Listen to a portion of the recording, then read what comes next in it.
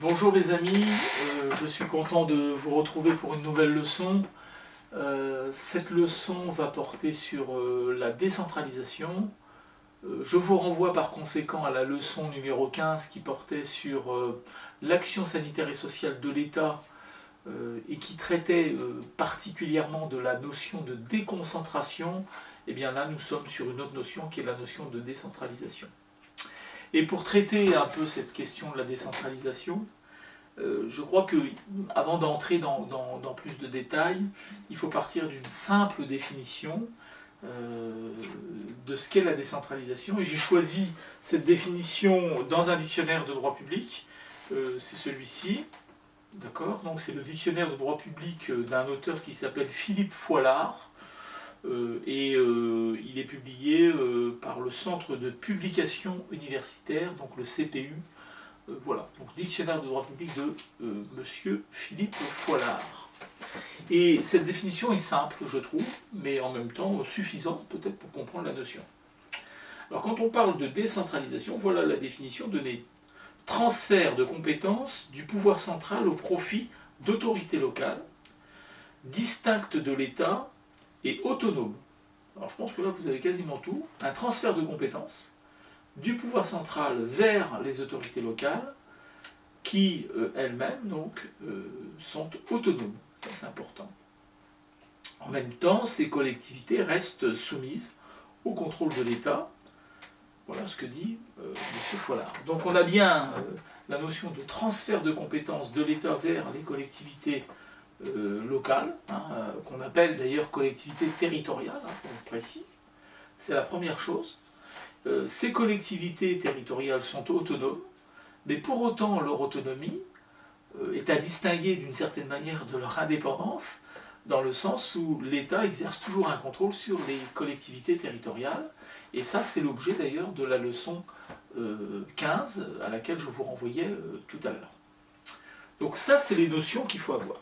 Alors, pour faire, j'ai envie de dire assez simple, mais pour avoir quand même quelques repères, il faut revenir un tout petit peu sur les lois de décentralisation pour simplement comprendre d'où ça vient finalement cette histoire de décentralisation. Et en gros, si vous êtes amené à traiter de la question de la décentralisation, il y a un acte 1 de la décentralisation et un acte 2 de la décentralisation. À mon sens, il n'y a pas d'acte 3, mais je m'en expliquerai tout à l'heure. Pour moi, il n'y a que deux actes dans la décentralisation. L'acte 1, c'est la loi du 2 mars 1982, relative aux droits et libertés des communes, des départements et des régions. Et puis, il y a un acte 2 de la décentralisation, c'est la loi du 13 août 2004, relative aux libertés et responsabilités locales. Pour moi, ça s'arrête là. On ne peut pas parler d'acte 3 de la décentralisation pour une raison extrêmement simple, c'est que la définition que donne M. Foilard, et qu'on peut adopter maintenant, c'est une définition qui met en avant le fait que quand il y a décentralisation, il y a nécessairement transfert de compétences de l'État vers les collectivités territoriales. Or, toutes les lois qui ont été, je dirais, votées après l'acte 2 de la décentralisation, ce sont des lois plutôt d'aménagement de la décentralisation, puisqu'elles ne prévoient pas de transfert ou de nouveaux transferts de compétences. Donc on peut dire d'une certaine manière que la première loi de 1982 a transféré des compétences, la deuxième loi de 2004 a continué le transfert, et les autres lois, les lois subséquentes, sont venues aménager simplement la décentralisation.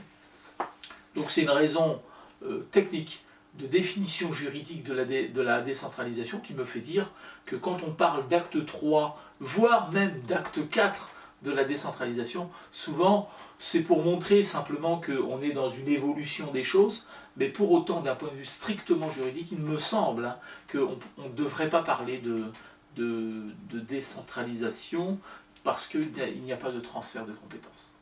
Alors revenons simplement d'abord à la loi de 1981. Alors il faut avoir, la loi de 1982, pardon, qui a été une loi finalement qui est arrivée sous la présidence de François Mitterrand, puisque en effet, le 10 mai 1981, François Mitterrand devenait président de la République en France, et c'était la première fois, je dirais, que le Parti socialiste, à l'époque, arrivait au pouvoir. Donc Mitterrand est au pouvoir, il est élu, il a évidemment un ministre de l'Intérieur et de la décentralisation qui s'appelle Gaston Defferre, et c'est monsieur Gaston Defferre qui va finalement mener en fait à bien le projet mitterrandiste de décentralisation, puisque la décentralisation faisait partie des 110 propositions de François Mitterrand lorsqu'il avait postulé, je dirais, pour la présidence de la République. Voilà. Donc la mise en œuvre du projet décentralisateur, c'est Gaston Defferre. Alors Gaston Defferre, ça a été un ministre emblématique de la ville de Marseille, qui est devenu le ministre de l'Intérieur et de la décentralisation. Alors retenez bien quand même, ministre de l'Intérieur et de la décentralisation. Puisque je le dis comme ça, parce que en fait, la loi qui pose les principes de la décentralisation, la loi du 2 mars 1982, ne contient pas le terme décentralisation, alors que c'est la loi de décentralisation. En réalité, c'est le titre du ministère qui nous fait penser qu'on est dans la question de la décentralisation. Même la loi ne contient pas nécessairement le terme décentralisation. Donc la loi va être promulguée le 2 mars 1982, et elle va être complétée, comme toutes les lois finalement, par celle du 22 juillet 1982. Donc on va dire, voilà, nos lois de 82, ce sont des lois qui vont mettre en place la décentralisation en France. Alors, quels vont être les grands principes de cette décentralisation ? La première chose, c'est que le président du Conseil, alors général, puisqu'on est encore en 82, qui deviendra président du Conseil départemental, mais en 2015, donc là je vais utiliser le vocabulaire de l'époque, donc le président du Conseil général va devenir l'exécutif du département aux lieux et places du préfet. Donc ça c'est déjà un premier point. On va avoir au niveau des départements un exécutif qui va être représenté par un président de conseil général ici en l'occurrence, qui sera élu au suffrage universel direct, ce qui n'est pas rien quand même. Ensuite, l'un des grands principes, c'est la fin du contrôle a priori des actes posés par les collectivités territoriales. Autrement dit, avant la loi de 1982, le préfet devait valider, je dirais d'une certaine manière, toutes les décisions prises par les collectivités territoriales.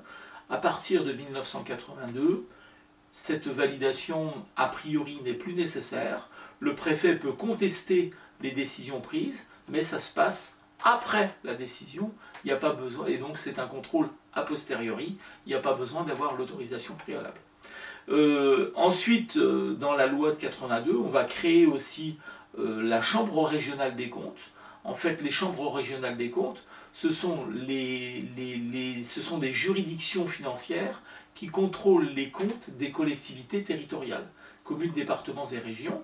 C'est un peu, si vous voulez, à l'instar de ce qu'est la Cour des comptes qui contrôle les comptes de l'État. Mais là, c'est les comptes des collectivités territoriales. Donc on a quand même la création de cette juridiction financière. Et puis, la loi de 82, c'est la région qui devient une collectivité territoriale, donc à part entière. Donc ça, c'est aussi une évolution très très importante. Ensuite, on va avoir, juste après les lois du 2 mars 82 et 22 juillet 82, une loi le 7 janvier et une autre loi le 22 janvier 1983. Ce sont des lois relatives à la répartition des compétences entre les collectivités territoriales. Autrement dit, ce sont les lois qui posent, si vous préférez, le cahier des charges en fait, de chacune des collectivités territoriales, en disant au département, voilà tes compétences, à la région la même chose et à la commune la même chose. Voilà, c'est un peu ça les lois de 83. Elles nous intéressent parce qu'effectivement, elles permettent de savoir qui fait quoi finalement. Alors ce que je peux vous dire, toujours sur l'acte 1, c'est que de 1982 à 1986, il y a eu 25 lois en lien avec cet acte 1 de la décentralisation et à peu près 200 décrets qui ont été pris pour la mise en œuvre de cet acte 1 de la décentralisation. Donc vous voyez déjà que l'acte 1 de la décentralisation, c'est pas rien, hein, c'est effectivement la période qui va de 1982 à l'acte 2 à 2004, et durant toute cette période, eh bien, on a voté des lois, pris des décrets pour organiser tout cela. Donc déjà, retenez hein, dans l'historique hein, que c'est effectivement sous la présidence mitterrandienne que la loi a été votée, que son objectif premier à cette loi, c'était de donner plus de liberté aux collectivités territoriales. Donc ça, c'est très très important. On verra ensuite hein, en quoi ça consiste exactement, mais plus de liberté aux collectivités territoriales. Évidemment, transférer des compétences aux collectivités territoriales, et puis en même temps, ça va de soi, hein, a priori, transférer les moyens, parce que financiers, hein, par contre, évidemment, parce que si vous transférez des compétences et que vous ne transférez pas les moyens, bah, autant dire que vous n'avez rien fait. Donc c'était logique. Hein, donc des libertés, un transfert de compétences et des transferts de moyens, voilà les trois mots-clés pour moi qui permettent de comprendre ce qu'est la décentralisation. Hein, les collectivités territoriales sont, par rapport à l'État, devenues autonomes. Elles ont été émancipées, si vous voulez, de la tutelle de l'État pour devenir majeures, comme on devient majeur dans la vie civile. Voilà. C'est à peu près ça l'idée générale. Je pense que si vous retenez ça, déjà vous vous dites, tiens, il y a l'État et il y a les collectivités territoriales, et l'État et les collectivités territoriales sont distincts.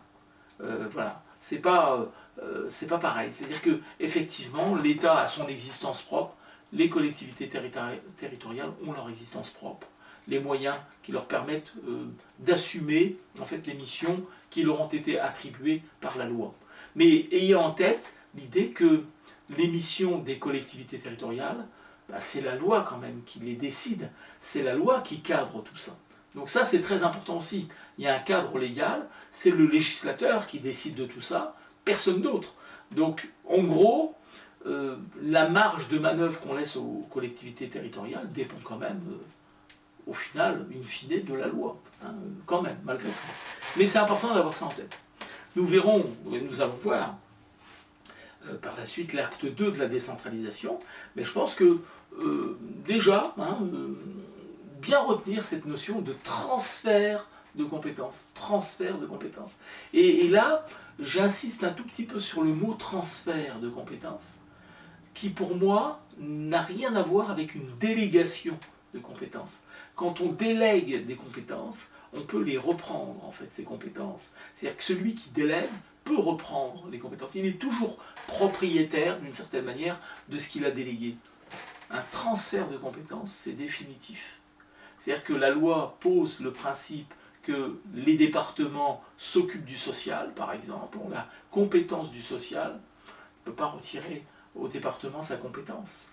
Et en plus, en faisant cela, il l'écrit dans la Constitution. Donc en l'écrivant dans la Constitution, ça veut dire que la loi ne peut pas changer cette donnée, sauf si on révise la Constitution, ce qui est une autre histoire. Voyez. Donc c'est pas rien. Hein, bien retenir le mot transfert de compétences, protection de ce transfert par la Constitution. Vous pouvez bouger les choses, mais il faut réviser la Constitution. Et réviser la Constitution, c'est jamais une mince affaire. Donc vous voyez, donc, la loi de 82, elle est dans la Constitution. Voilà, il faut que vous l'ayez en tête. Et par conséquent, c'est une vraie protection, d'une certaine manière, pour les collectivités territoriales. On ne peut pas dire comme ça, demain, bon, ben, je supprime les compétences de la région dans tel domaine, les compétences du département dans tel domaine, voire je supprime le département comme collectivité territoriale. C'était un des projets qui n'a pas abouti, mais bon voilà, c'est pas aussi simple que ça. Ça, j'aimerais bien que ce soit effectivement fixé dans les têtes. On transfère des compétences, c'est écrit dans la Constitution, et la Constitution protège par conséquent le transfert en question On ne peut pas tout bouger comme ça, simplement parce qu'un gouvernement change de couleur politique. Ce n'est pas aussi simple que ça. Ça n'est pas impossible, d'accord? On a modifié la Constitution de multiples fois, mais c'est difficile. Et il faut un consensus politique fort pour bouger la Constitution, parce que si vous voulez bouger la Constitution, il faut que vous rassembliez l'Assemblée nationale, le Sénat, en congrès à Versailles, et que vous votiez en fait la modification de la Constitution aux 3/5, à la majorité des 3/5. Donc je vais vous dire, il faut y aller.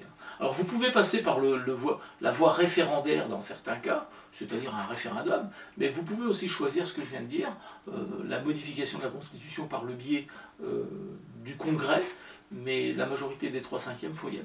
Donc c'est pas si simple, donc ça, il faut l'avoir en tête. Alors le mouvement décentralisateur commencé en 1982 va être accentué, je vous le disais, en 2004, 2003, 2004, avec ce qu'on a appelé l'acte 2 de la décentralisation. Alors là, on est effectivement sous la présidence de Jacques Chirac.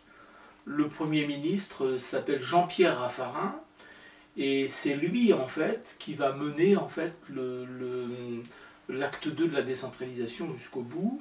Alors en commençant par une révision de la Constitution. C'est la révision du 28 mars 2003. Alors cette fameuse Constitution que je vous montre simplement comme ça, qui a été révisée de multiples fois, 24 modifications au total, et en 2003 il va y avoir une modification importante. C'est une loi constitutionnelle relative à l'organisation décentralisée de la République. Alors comme ça paraît pas grand chose, mais en fait c'est quand même assez important, puisque je vais vous montrer ça, c'est pas très compliqué, hein. Et nous avons un article premier dans la Constitution qui dit la chose suivante: la France est une république indivisible, laïque, démocratique et sociale. Elle assure l'égalité devant la loi de tous les citoyens sans distinction d'origine, de race ou de religion. Elle respecte toutes les croyances. Et la loi donc, de 2003, du 28 mars 2003, ajoute l'extrait suivant: son organisation est décentralisée. Ça, c'est pas rien. Alors comme ça, on pourrait se dire, bon, d'accord, ok, on a compris, mais bon. Mais le fait, encore une fois, de protéger par la Constitution l'organisation décentralisée de la France, ça veut dire, en fait, que si demain, on voulait changer notre mode d'organisation du pays, en fait passer à un État moins décentralisé ou remettre en cause le principe de la décentralisation, ben, il faudrait passer par une révision constitutionnelle. Et donc, ce que je vous disais tout à l'heure, avec les difficultés que cela contient. Donc, on peut dire aujourd'hui sans problème, la France est un État unitaire, ça, il n'y a pas de problème. Mais l'organisation de cet État unitaire, c'est la décentralisation. C'est un État unitaire décentralisé. Alors je rappelle, parce que je le rappelle assez souvent dans mes leçons, un État unitaire, ça ne veut pas dire nécessairement qu'il y a une unité territoriale dans le sens où la France n'est pas un bloc homogène au niveau territorial, puisque nous existons dans le Pacifique, dans l'Atlantique, dans la Méditerranée. Si vous allez par exemple à l'île de la Réunion ou à Mayotte, vous êtes bien en France. Pour autant, vous n'êtes pas en France métropolitaine, vous êtes en France outre-marine. Bon, donc la France est un État unitaire, mais ça ne veut pas dire unité territoriale.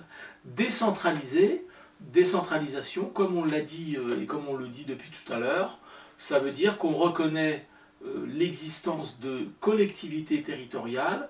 Ces collectivités territoriales sont d'ailleurs protégées par la Constitution, puisque si je prends le titre 12 de la Constitution, qui d'ailleurs a été introduit et modifié, je dirais, par la loi du 28 mars 2003, eh bien l'article 72 de ce titre 12 dit la chose suivante: les collectivités territoriales de la République sont les communes, les départements, les régions, les collectivités à statut particulier et les collectivités d'outre-mer régies par l'article 74.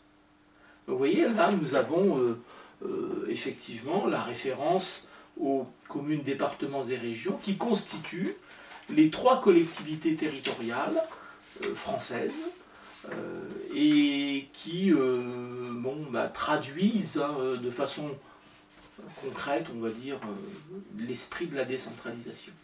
Donc la loi de 2003 est une loi très importante, hein, on le voit bien.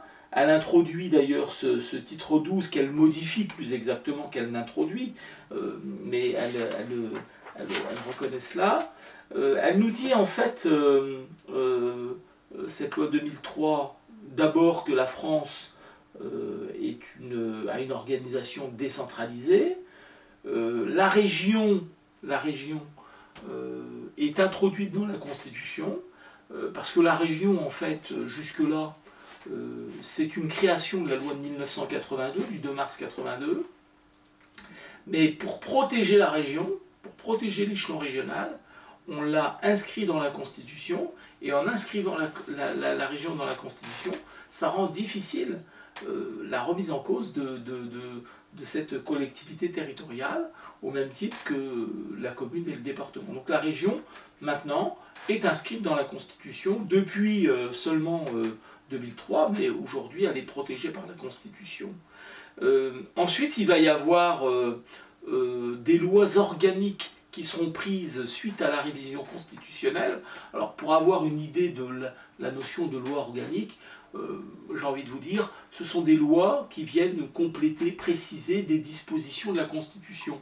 Alors, ce n'est pas des décrets d'application de la Constitution, mais ça ressemble un peu à ça. C'est-à-dire que la Constitution contient un certain nombre de choses, parfois qui ne sont pas suffisamment précises dans le détail. Ce sont les lois organiques qui viendront apporter ces précisions.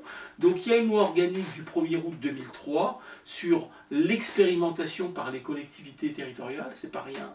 C'est-à-dire la possibilité, mais dans le cadre de la loi, encore une fois, de permettre à des collectivités territoriales d'expérimenter un dispositif, d'expérimenter quelque chose dans le cadre fixé par la loi.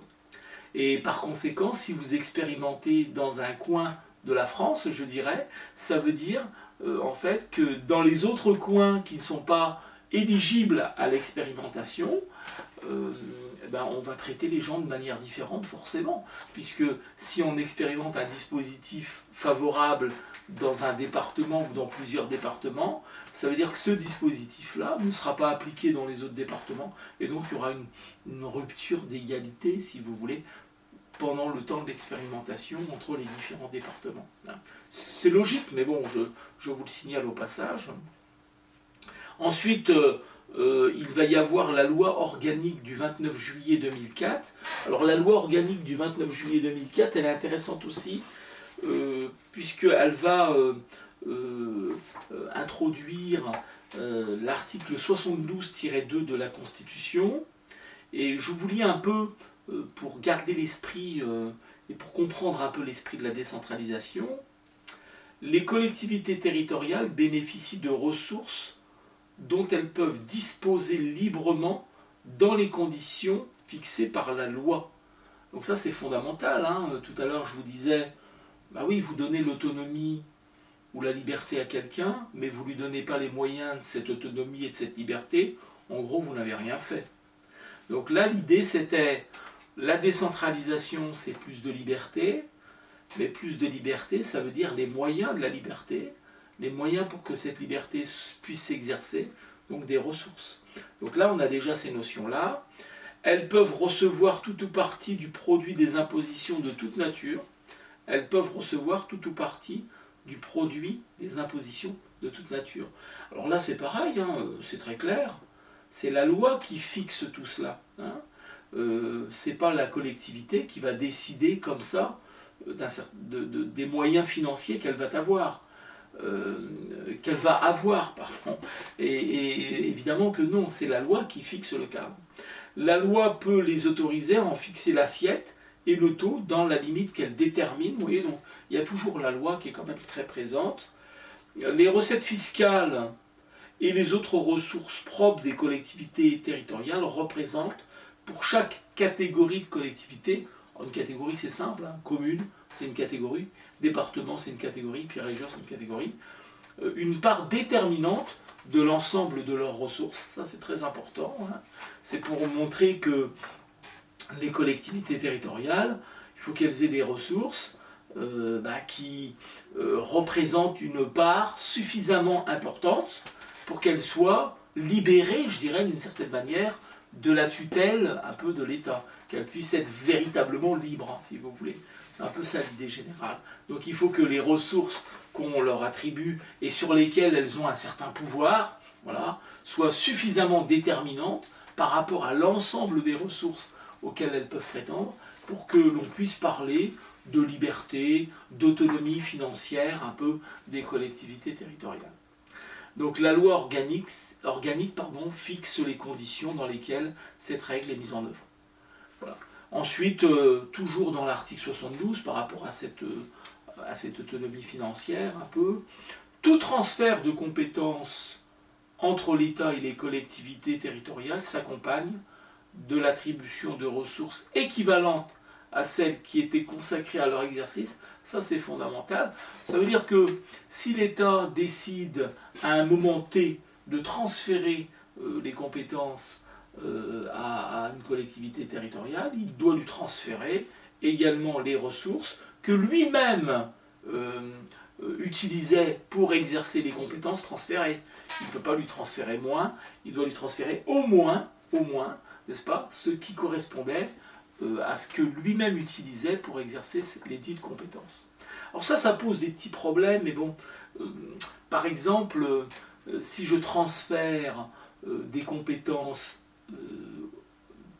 à un moment donné, je transfère l'équivalent des ressources que je consacrais à cette compétence au moment du transfert, mais si la dépense augmente pour la collectivité territoriale, l'État n'a pas l'obligation, si vous voulez, de rajouter une somme d'argent pour compléter la somme qui avait été décidée initialement. Donc, ça veut dire que si vous avez un transfert de compétences qui correspond à 100 € et que ensuite, pour exercer cette compétence, vous êtes obligé de dépenser 110 €, les 10 € de différence, c'est la collectivité territoriale qui va les supporter.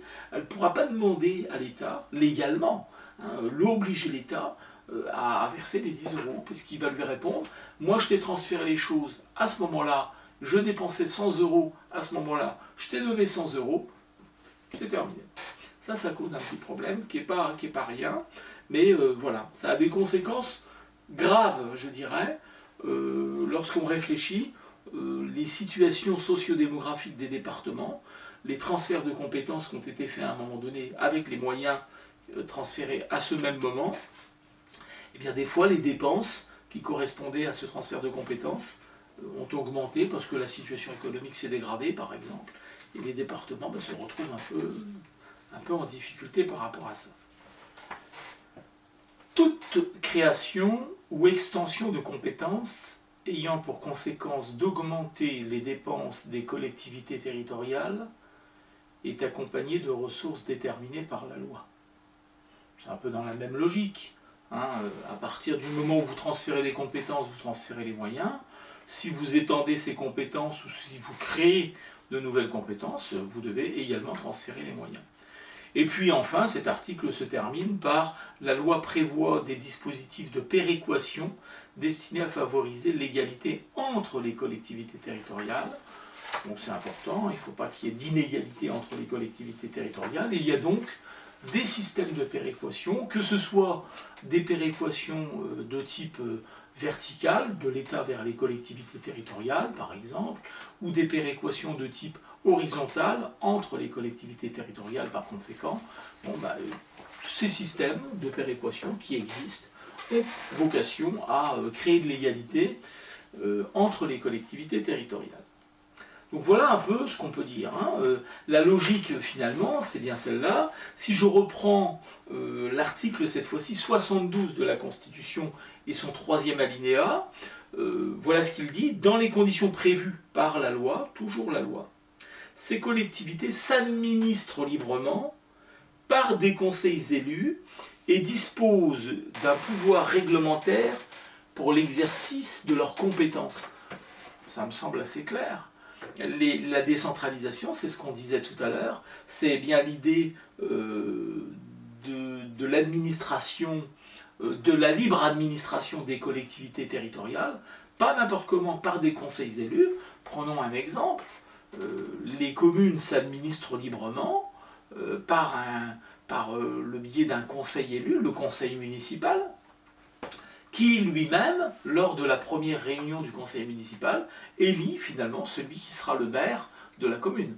Donc on voit bien ici que cette collectivité, la commune, s'administre librement par un conseil élu, et effectivement à la tête de la collectivité, il y a un exécutif qui est le maire, qui aura ensuite évidemment avec lui une équipe, si vous voulez. Et on a la même chose avec un conseil départemental. Le conseil départemental est élu au suffrage universel direct, donc les conseillers départementaux sont élus au suffrage universel direct. Ils vont constituer le conseil départemental, et ensuite, lors de la première réunion, va être élu le président du conseil départemental, qui sera l'exécutif donc du conseil départemental. Exactement le même schéma pour le conseil régional. Lors de la première réunion des conseillers régionaux, du conseil régional, on va effectivement élire le président du conseil régional.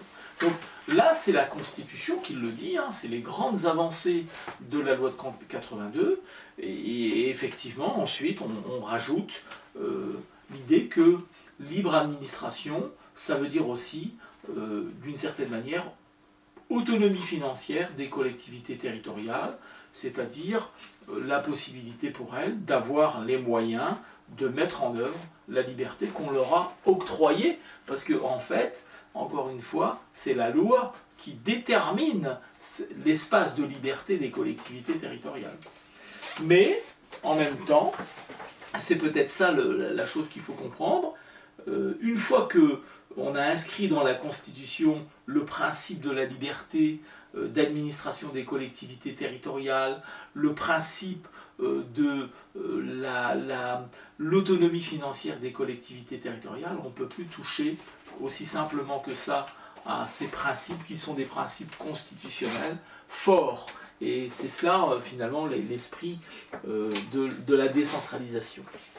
Donc voilà un peu cette idée. Alors je vais revenir sur la loi du 28 mars 2003 qui pose cette question de le principe de l'organisation décentralisée de la République, qui inscrit la région au titre des collectivités territoriales, qui par la même occasion permet aux collectivités territoriales d'expérimenter un certain nombre de dispositifs dans le cadre de lois qui prévoient cette expérimentation, et par conséquent, puisqu'il y a expérimentation, il y a forcément inégalité entre les départements. Si on expérimente quelque chose dans un département, ça veut dire que la loi a prévu que ce département pouvait connaître cette expérimentation, et donc le département voisin, frontalier par exemple, ou un autre, ne connaîtra pas cette expérimentation. Et si cette expérimentation est positive, qu'elle apporte un plus aux habitants par exemple du département, les autres habitants des autres départements ne connaîtront pas cette valeur ajoutée. Et donc il y a une forme d'inégalité. Mais je le dis tout de suite, l'idée c'est quand même, on expérimente dans le but généralement de généraliser, sinon on ne fait pas d'expérimentation. Dans la loi de 2003, il y a aussi l'introduction de ce que l'on appelle le référendum local. Donc là on est plus dans des notions de démocratie participative. Et puis je viens de le voir avec vous, la notion d'autonomie financière des collectivités territoriales au travers de l'article qu'on a analysé ensemble, à savoir l'article 72-2 de la Constitution. hein. Donc ça, c'est très important. Ensuite, il y aura la loi du 13 août 2004 qui va être relative aux libertés et responsabilités locales. Et cette loi, sa particularité, c'est l'acte 2 donc, de la décentralisation. Quand on parle d'acte 2 de la décentralisation, on vise précisément cette loi du 13 août 2004. Cette loi, si on devait la résumer, c'est un grand mouvement de transfert de compétences aux collectivités territoriales. Autrement dit, elle va parfaire les lois de 1982-83 et effectivement, elle va finir un peu le travail, si vous voulez, en accentuant encore plus le transfert de compétences vers les collectivités territoriales. On sera dans des domaines divers et variés, le développement économique, le tourisme, la formation professionnelle, les infrastructures telles que par exemple les aérodromes, les routes, le logement social, l'enseignement, le patrimoine, énormément de domaines qui vont être concernés par ce transfert de compétences. Transfert de compétences qui va entraîner des transferts de personnel. Ça va être important aussi. Par exemple, les techniciens et ouvriers de service, les TOS, vont passer effectivement de l'État vers un employeur qui serait une collectivité territoriale. Ça peut changer un peu la donne pour eux. Ce sera la même chose pour les agents de l'équipement. On sait qu'avec le transfert de compétences accentué par l'acte 2, le département va devenir le titulaire, entre guillemets, du domaine social, de l'action sociale. Donc ça, c'est important de bien le souligner. Et ce qui est très intéressant aussi, c'est que dans la loi du 13 août 2004, on voulait au départ plutôt favoriser les régions dans les transferts de compétences, et puis in fine, le département sort assez grandi finalement du transfert de compétences décidé au 13 août 2004. Donc revenons à nos moutons un instant pour recadrer les choses. La décentralisation, 2 actes. Un acte 1, les lois de 1982 et 1983, et puis un acte 2, la loi du 13 août 2004, d'accord, qui vient accentuer les transferts de compétences. Là, vous avez vos 2 actes véritablement, et dans les 2 lois, enfin les 2 grandes lois, 82 et 2004, il y a bien une notion de transfert de compétences. Donc là, en effet, d'un point de vue strictement juridique, je pense qu'on peut parler de décentralisation. Ensuite, les autres lois qu'on va voir ensemble, pour moi, encore une fois, je le redis, c'est un aménagement de la décentralisation, parce que ces lois-là ne procèdent pas à des transferts de compétences. Donc il n'y a pas lieu, a priori, de parler de décentralisation, d'acte 3 de décentralisation. Mais, bon, dans l'esprit, d'accord, vous comprendrez que finalement, tout ça va dans le sens quand même de donner aux collectivités territoriales des moyens de plus en plus importants de gérer elles-mêmes les affaires qui les concernent, c'est-à-dire d'être dans cette proximité qui philosophiquement correspond à la décentralisation, puisque l'État est trop loin de la réalité locale, autant demander aux acteurs locaux de gérer leurs propres affaires. En gros, c'est ça l'histoire.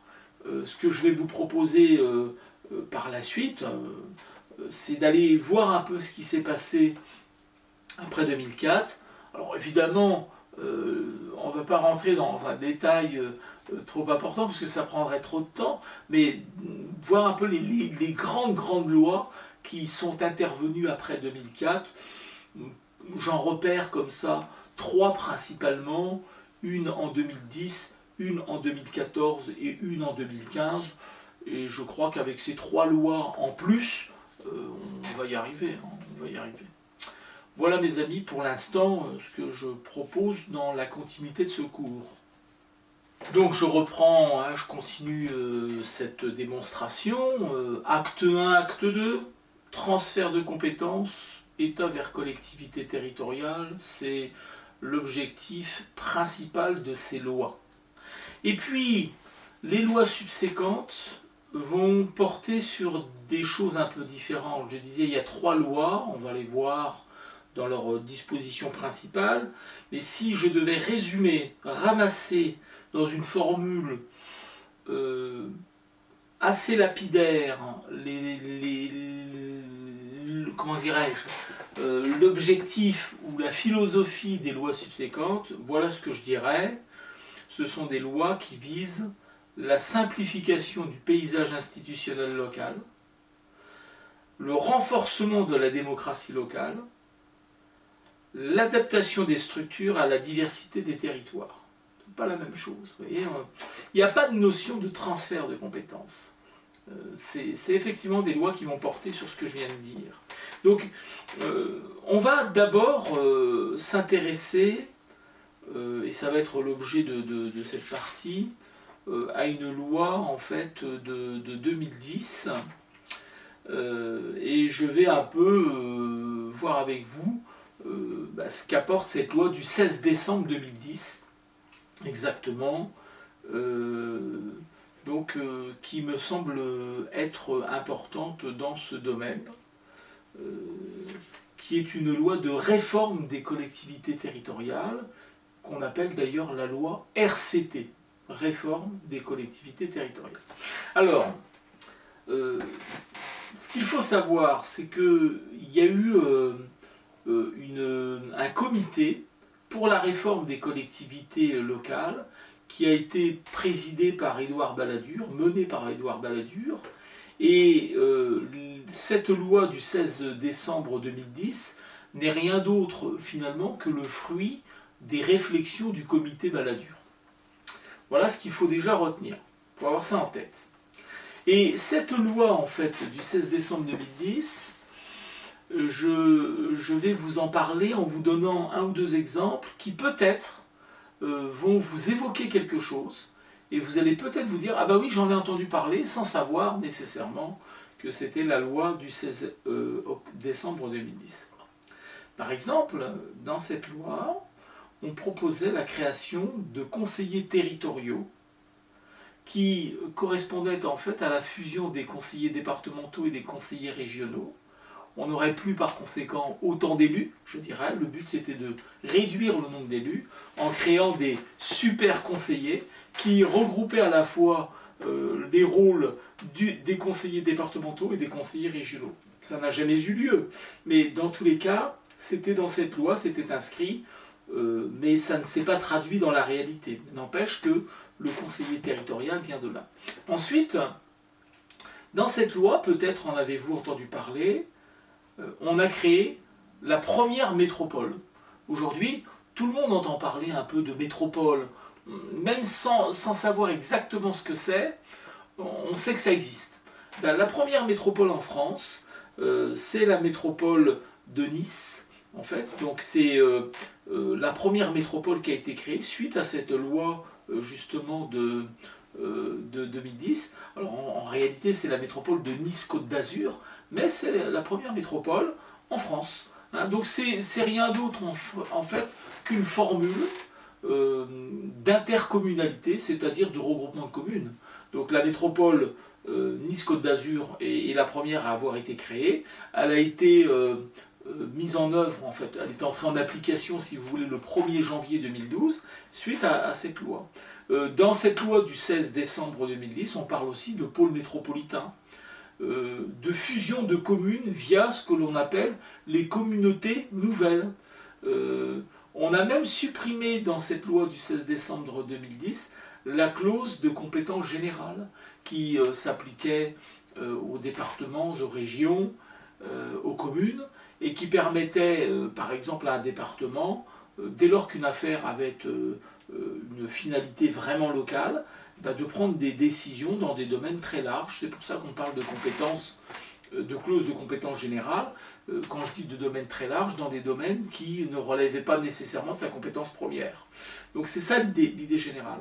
Donc, est-ce que cette loi de 2010, qui a vocation plutôt à à modifier le paysage institutionnel. On voit bien des conseillers territoriaux ou lieux et places, des conseillers généraux et des conseillers régionaux, des métropoles, des pôles métropolitains pour regrouper les communes au travers d'établissements publics de coopération intercommunale plus lourds, plus importants, plus imposants.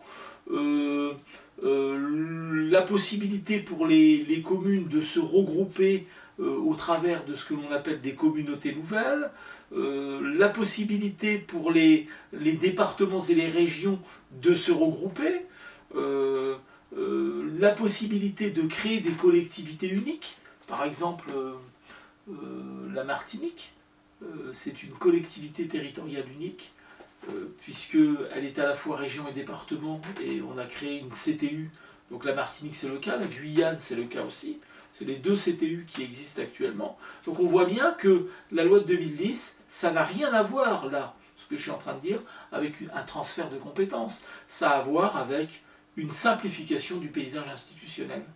Et alors, est-ce que cette loi de 2010 a eu un effet? Ben, si on regarde les choses, on peut dire oui, elle a eu un effet. On va dire que un tiers des communes françaises étaient isolées. Alors c'est un bilan qui a été fait au 31 décembre 2011. C'est-à-dire qu'au 31 décembre 2011, on a mesuré un peu les effets de la loi de 2010, et on s'est rendu compte que seulement un tiers des communes étaient isolées, dans le sens où elles n'appartenaient pas à un établissement public de coopération intercommunale. Par conséquent, les 2 tiers avaient intégré une formule de coopération intercommunale, donc un EPCI, un établissement public de coopération intercommunale. Et comme la loi de 2010 visait à favoriser l'adhésion des communes finalement aux établissements publics de coopération intercommunale, on peut dire qu'elle a eu un effet positif par rapport à ça. On a vu naître la métropole de Nice, comme je le disais tout à l'heure. Puis on a vu aussi se créer 13 communes nouvelles, donc des regroupements de communes entre elles. 8 pôles métropolitains. Donc on ne peut pas dire que la loi de 2010, si vous la regardez globalement au 31 décembre 2011, donc peu de temps après son adoption, n'a pas eu l'effet escompté par rapport à un certain nombre de choses. C'est cette loi aussi, alors là peut-être que ça va vous parler un peu plus, qui a réformé la fiscalité locale avec la suppression de la taxe professionnelle. Il existait avant une taxe professionnelle, elle a été supprimée, elle a été remplacée par une contribution économique territoriale, CET, qui n'est rien d'autre que la contribution foncière des entreprises, que payent donc les entreprises, plus la contribution sur la valeur ajoutée des entreprises, donc la CVAE et la CFE, qui constituent aujourd'hui la contribution économique territoriale. Donc on a vu disparaître effectivement la taxe professionnelle. Donc voilà un peu l'idée générale de cette loi de 2010. Nous retiendrons finalement que son objectif c'était bien simplification du paysage institutionnel, réforme de la fiscalité locale aussi, qui me semble importante à soulever. Voilà, en gros ce qu'on peut dire là-dessus. Donc après cette loi RCT dont on vient de voir les grandes lignes, voilà, donc réforme des collectivités territoriales, on l'a compris. On va avoir une autre loi qui va être importante, c'est une loi du 27 janvier 2014 qui s'appelle loi MAPTAM, modernisation de l'action publique territoriale et affirmation des métropoles. Voilà ce que ça veut dire, MAPTAM. Alors cette loi, elle est aussi intéressante, alors pour plusieurs raisons.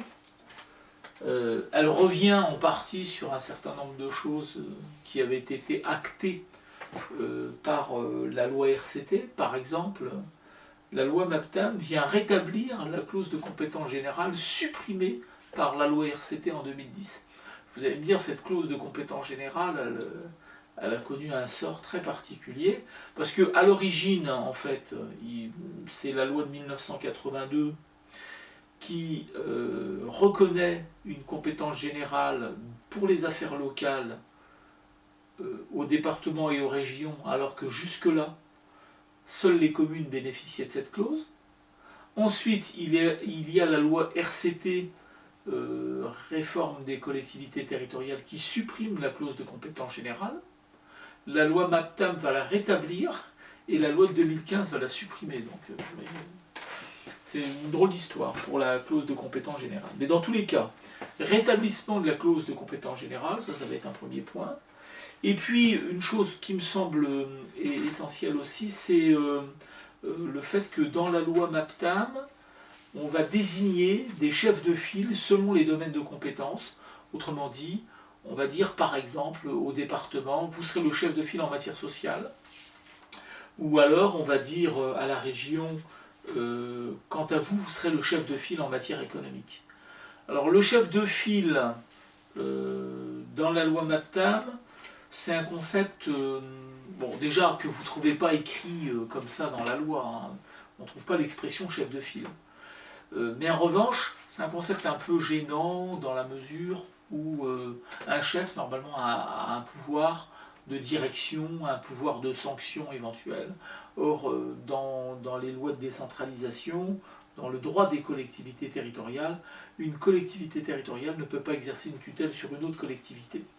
En revanche, c'est plus un rôle de coordination quand il s'agit de travailler ensemble, lorsque deux collectivités de niveaux différents, par exemple un département, une région, un département, une commune, enfin, etc., travaillent ensemble pour mettre en place un projet commun ou qui intéresse les deux parties d'une certaine manière, eh bien il y en a un qui coordonne un peu, qui porte un peu plus les choses, eh bien c'est le chef de file.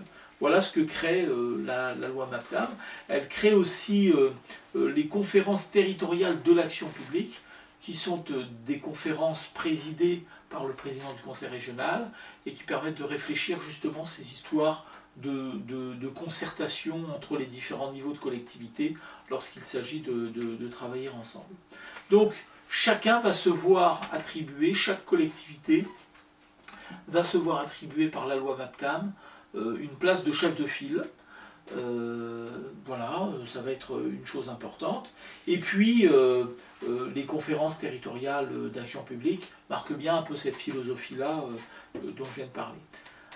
Enfin, je dirais, la loi MAPTAM, c'est aussi l'affirmation des métropoles.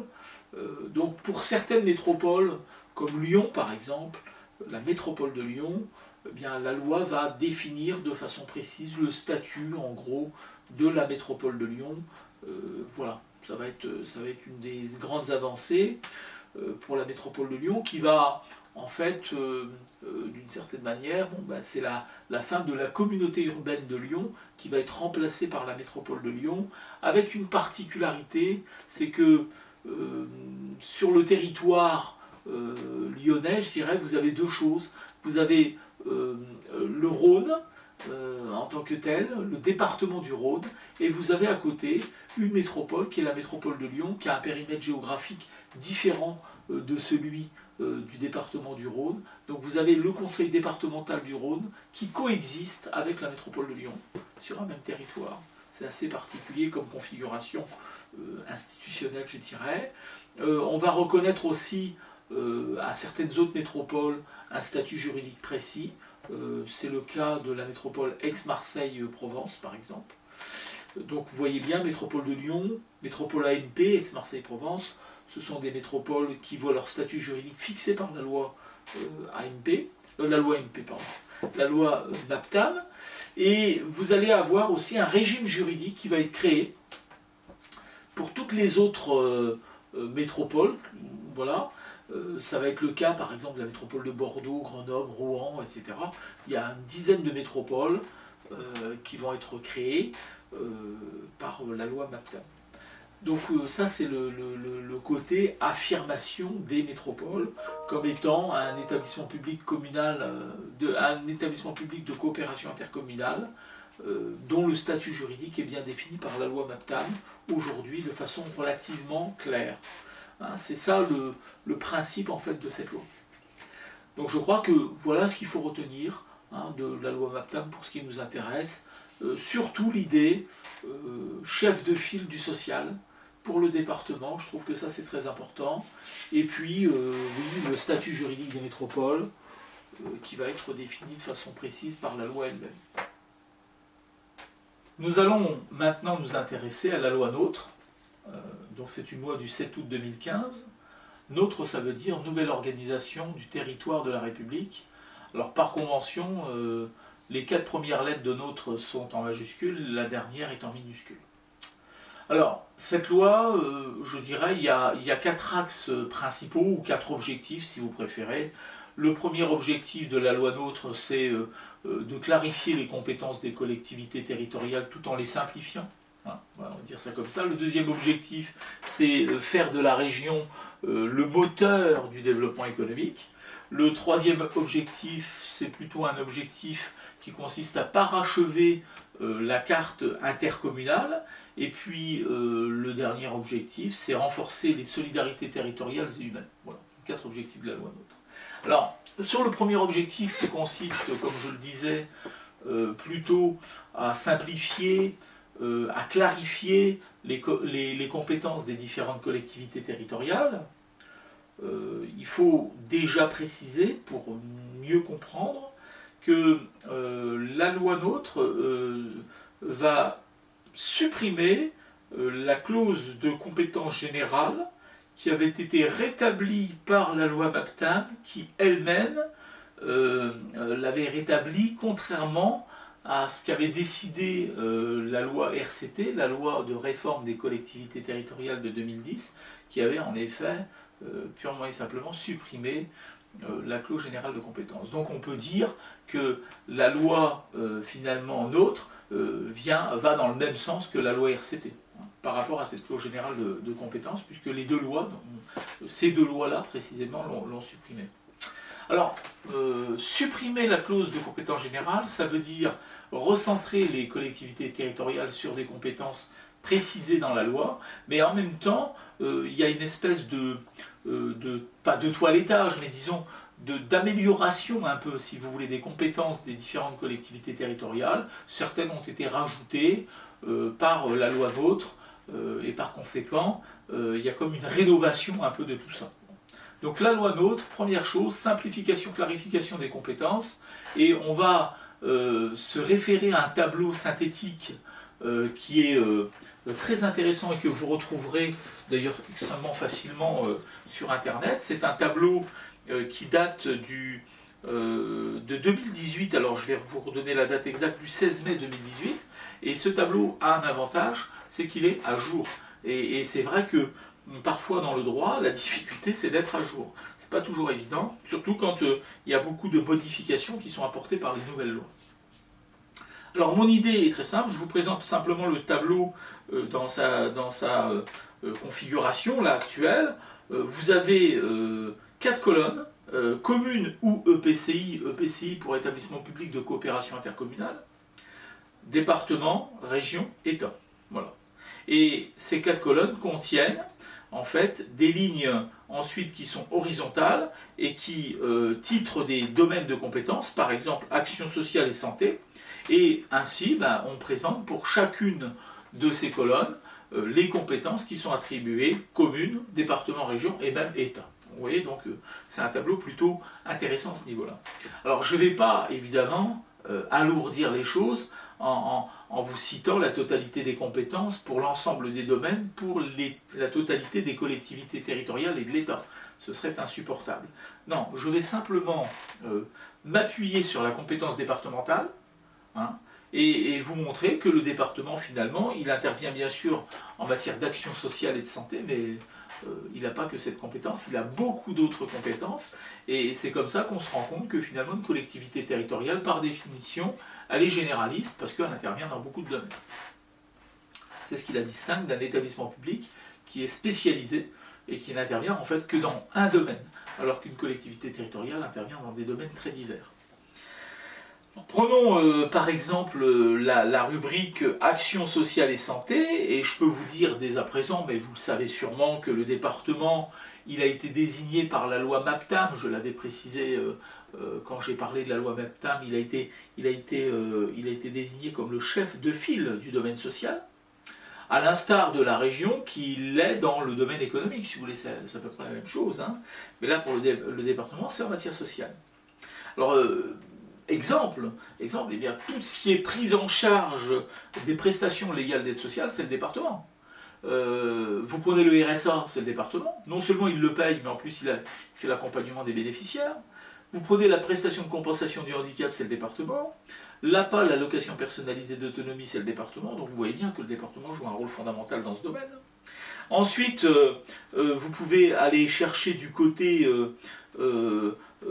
toujours dans ce domaine-là, des actions visant au développement social. Et là, je signale simplement que les actions visant au développement social sont des actions qui sont de la compétence du département, mais ce sont des compétences nouvelles qui ont été attribuées par la loi, en effet, nôtre. Hein. Il n'avait pas cette compétence, donc on lui a rajouté ici un domaine de compétences en particulier, ou une possibilité d'intervenir dans ce domaine-là. Ensuite, emploi, insertion professionnelle, je vous donne deux exemples. Un premier exemple, c'est en matière d'insertion professionnelle d'emploi, le département est responsable du fonds départemental d'aide aux jeunes en difficulté, ce que l'on appelle communément le FAGE, le fonds d'aide aux jeunes. Bon, c'est lui qui finance le FAGE, et c'est lui qui apporte via le FAGE des aides aux jeunes en difficulté. Mais il a un certain nombre d'interventions dans des commissions ou dans des participations qu'il peut avoir dans certains projets. Par exemple, il fait partie du conseil régional de l'emploi. C'est pas anodin, c'est important. Il peut aussi participer aux maisons de l'emploi. Il peut participer à des structures d'accompagnement de jeunes en matière d'insertion professionnelle, notamment au travers par exemple, des missions locales, les MILO, ou encore des PAIO. Vous voyez, voilà. Donc le département a des compétences dans ce domaine. Voilà pour cela. Vous allez également avoir le département qui peut intervenir en matière d'enseignement. Donc la construction et le fonctionnement des collèges, c'est le département. Vous allez trouver le département aussi, donc là c'était plutôt le domaine de l'enseignement, hein. Je ne sais pas si je l'avais dit, mais c'est bien de ça dont il s'agit. Vous allez trouver le département en matière d'enfance et de jeunesse. Alors, par exemple, l'agrément et le suivi des assistants maternels et familiaux, l'agrément et le suivi des familles désirant adopter soit un pupille de l'État, soit un enfant étranger. Mais vous allez trouver aussi le département en matière de protection de l'enfance, évidemment. Alors ce sera au travers de l'ASE, l'aide sociale à l'enfance, de la prise en charge des mineurs en danger, du recueil des informations préoccupantes, de la protection maternelle et infantile, etc., etc. Donc on voit bien que dans le domaine enfance et jeunesse, il a effectivement des compétences. Il a aussi des compétences en matière sportive, construction et entretien d'équipements sportifs dans les collèges, c'est aussi le département. Donc il a, dans le domaine du sport, il a aussi des compétences en matière de sport de nature, gestion des commissions départementales des espaces, sites et itinéraires, placés auprès des présidents de conseils généraux et chargés de proposer les plans départementaux des espaces, sites et itinéraires relatifs au sport et à la nature. Oui, bon, compétences bien particulières aussi du département dans ce domaine. Vous allez le trouver dans les actions culturelles. On peut penser aux musées, par exemple. Il y a des musées départementaux. Donc évidemment, l'organisation, le financement de ces musées, c'est le département. Les archives départementales, c'est le département. Je trouve intéressant aussi l'archéologie préventive. Le département joue un rôle en matière d'archéologie préventive. Réalisation des diagnostics et des fouilles d'archéologie préventive par les services archéologiques territoriaux agréés. Ouais, c'est intéressant de savoir qu'il a des compétences dans ce domaine. Il a des compétences en matière de tourisme. Il établit le schéma d'aménagement touristique départemental, etc., etc. Et ce que je viens de vous dire, en fait, vous pouvez le retrouver évidemment pour la totalité des collectivités territoriales, puisque chacune d'entre elles se voit attribuer des compétences par la loi, finalement tout ça c'est la loi. Au bout du compte, vous prenez un code général des collectivités territoriales, le CGCT, et vous retrouvez à peu près ce que je viens de dire dans ce domaine. Alors je vais vous donner d'autres petits exemples pour vous montrer les apports aussi de la loi de 2015. Par exemple, là je vois environnement et patrimoine. Le département a priori n'avait pas beaucoup de compétences dans ce domaine. La loi lui rajoute un certain nombre de compétences. Voyons ce qu'on dit, par exemple, réalisation d'inventaires locaux du patrimoine naturel, plan départemental des itinéraires de promenade et de randonnée, plan départemental des itinéraires de randonnée motorisés, plan départemental des espaces, sites et itinéraires relatifs au sport de nature, espace naturel sensible, donc il a des compétences nouvelles, je dirais, dans ce domaine qu'il n'avait pas jusque-là, etc., etc. Donc on voit que, et c'était l'objectif de cette démonstration, que le département a certaines compétences dans certains domaines. En revanche, il y a des domaines qui lui échappent complètement. Par exemple, tout ce qui peut concerner le funéraire, ça ne regarde pas du tout le département, au même titre que tout ce qui peut concerner la formation professionnelle. Si vous regardez le tableau, vous avez en matière de formation professionnelle une colonne complètement blanche, parce qu'en effet, le département n'intervient pas tellement dans le domaine de la formation professionnelle. Vous voyez, donc, etc. Donc ici, l'intérêt de ce tableau, c'est cette présentation sous forme quand même très, très synthétique, mais complète malgré tout, des compétences des différentes collectivités territoriales.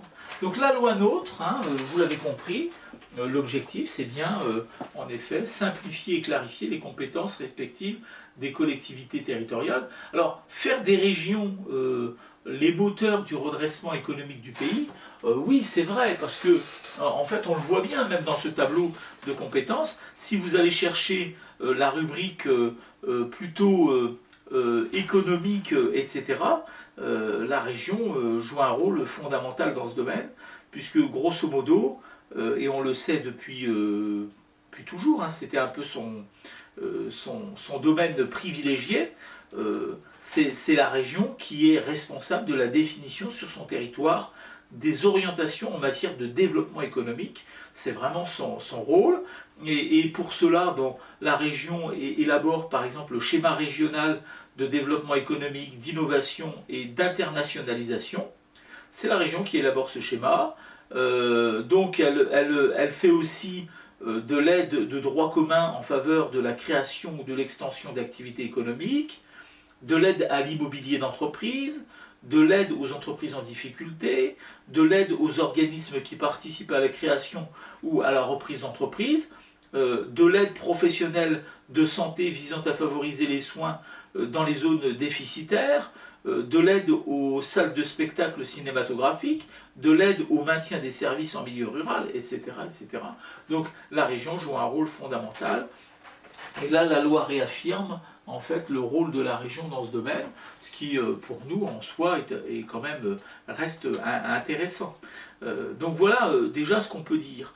Ensuite, effectivement, vous avez aussi le parachèvement de la carte intercommunale. On va effectivement aller dans l'esprit que les intercommunalités doivent être beaucoup plus importantes. Et par conséquent, on va changer un certain nombre de règles par rapport à ça pour permettre une intercommunalité, j'allais dire, peut-être plus forte. Alors je vais essayer de vous retrouver un petit exemple pour cela. Par exemple, la carte intercommunale est centrée autour des bassins de vie, axée sur un accroissement de la taille minimale des EPCI à fiscalité propre de 5 000 à 15 000 habitants et sur la réduction du nombre de structures syndicales.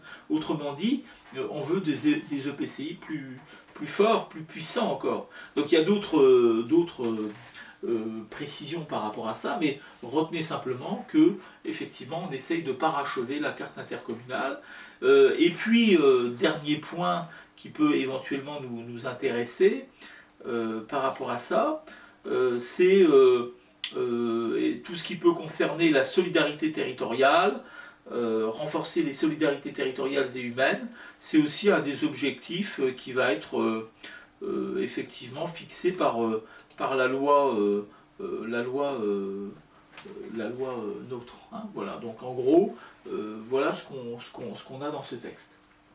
Donc voilà un peu ces lois qui sont postérieures aux lois de décentralisation et qui vont aménager un peu la décentralisation par la suite, sans procéder, et vous le voyez bien ici, à des transferts de compétences. Il ne s'agit pas de transfert de compétences, et j'insiste là-dessus pour vous redire à nouveau qu'à partir de là, il ne s'agit pas, bien entendu, de décentralisation ou de loi de décentralisation dans le sens où elle ne procède pas à un accroissement de la décentralisation, mais plus à un aménagement. Donc ce n'est pas des actes 3 ni des actes 4 de décentralisation.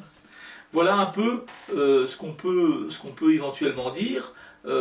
Alors dans le cadre de ce dernier point que je citais, notamment renforcer les solidarités territoriales et humaines, je vous donne l'exemple de l'amélioration de l'accessibilité des services à la population, et effectivement on passe des maisons de services au public qui vont être créées et qui vont remplacer les maisons de services publics, et vous allez trouver ensuite un schéma départemental d'accessibilité des services au public qui va définir l'offre de services dans les zones présentant un déficit d'accessibilité, et ce schéma comprend un plan de développement de la mutualisation des services sur l'ensemble du territoire départemental.